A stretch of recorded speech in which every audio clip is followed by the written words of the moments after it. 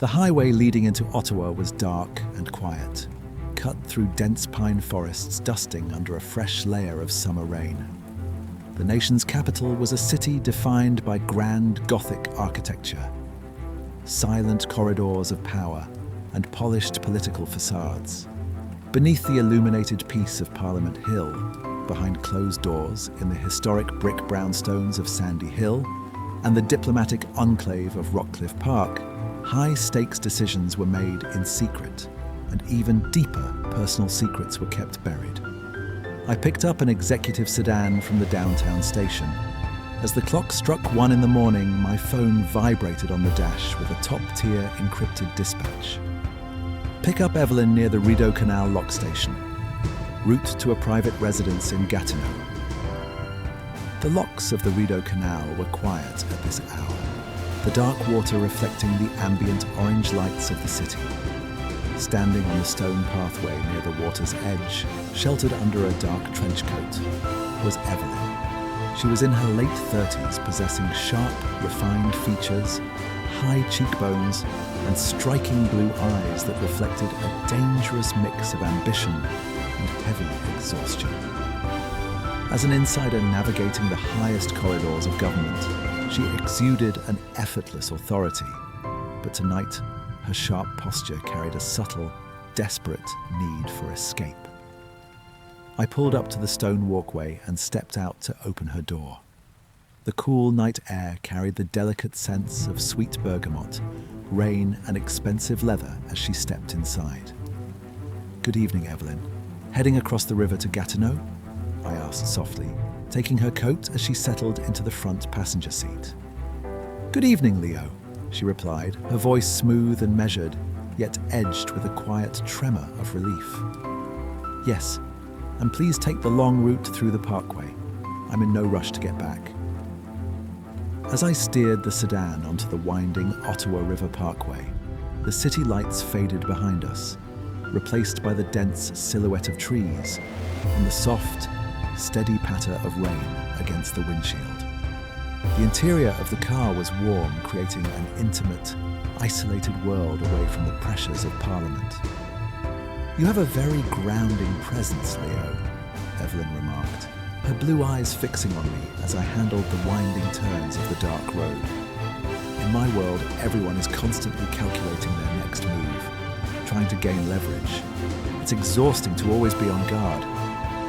"Power demands a heavy tax," I replied calmly, keeping my hands firm on the steering wheel. "In this car, there are no leverage plays. You don't have to perform for anyone." A long, quiet breath left her lips, and the tension in her shoulders visibly vanished. No performance. I can't remember the last time I was allowed to just exist without an agenda. She reached across the console, her warm fingers brushing over my hand on the gear shift. An electric surge of warmth shot through the quiet cabin, cutting through the damp chill of the night outside. "Tonight, I walked away from a backroom deal that would have secured my career at the cost of my soul," she whispered, her gaze locking onto mine with burning intensity. "I don't want politics tonight, Leo. I want to feel something authentic." I pulled the sedan off the parkway into a secluded lookout point overlooking the dark, expansive waters of the Ottawa River. The rain drummed softly against the roof, wrapping the vehicle in absolute privacy. I killed the engine and turned to face her in the dim dashboard light. "Then leave the capital behind right now," I said softly. Evelyn unbuckled her seatbelt and moved across the center console with fierce determination. Her coat fell away, revealing a dark silk blouse that highlighted the soft curves of her body. She climbed into my lap, her hands wrapping tightly around the back of my neck as she pulled my lips down to hers in an urgent, intoxicating kiss. All her political composure dissolved into raw, unbridled passion. My hands cupped her waist, holding her firmly against me as I took complete control. Evelyn gasped, her fingers digging into my shoulders as a soft, breathless whimper escaped her lips.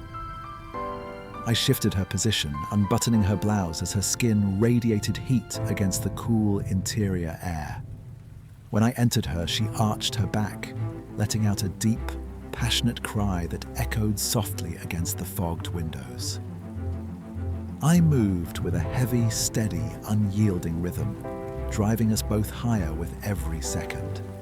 She held on tightly, whispering her desires into the dark as she surrendered completely to the overwhelming heat of the moment. Her climax broke over her like a sudden storm, an intense, trembling release that made her cling to me, her breath quick and hot against my neck.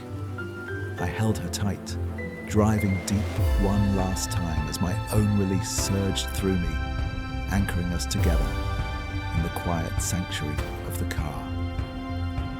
For a long time we stayed held close in the dark, watching the rain trickle down the glass as the quiet night